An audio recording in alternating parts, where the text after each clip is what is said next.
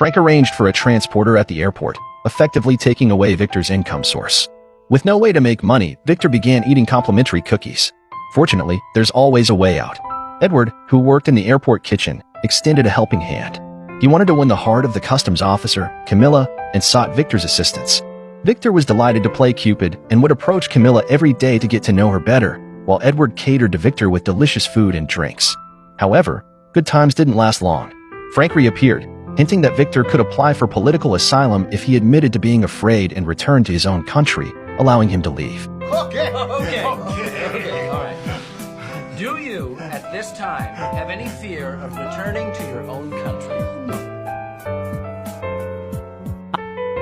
And he angrily kicked Victor out of his office.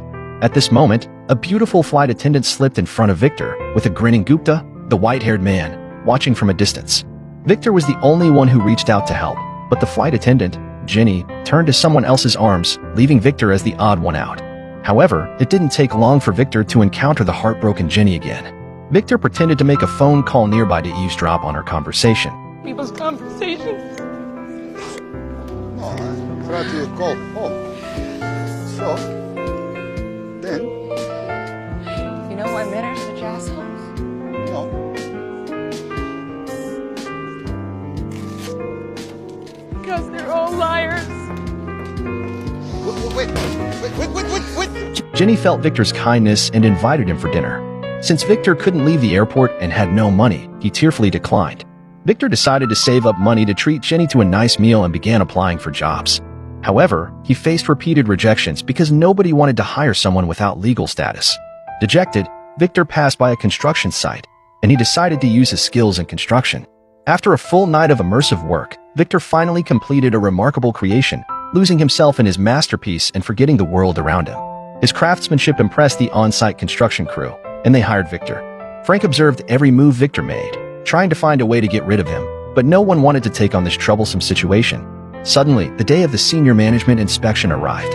On that very day, an unexpected situation occurred. An Eastern European man caused a scene at the airport, demanding to take life-saving medication back to his country. However, due to the lack of proper documentation for the drugs, the airport customs had to temporarily confiscate them. The distressed man attempted to use suicide as a desperate plea because of the language barrier, and Frank had no choice but to turn to Victor to act as a translator. With Victor's communication, it became clear that the medication was for the man's father. In a desperate plea for his father's life, the man even knelt down, but rules were rules. Frank insisted on following the rules. Victor had a brilliant idea and falsely claimed that the medication was actually meant for goats, which didn't require inspection. However,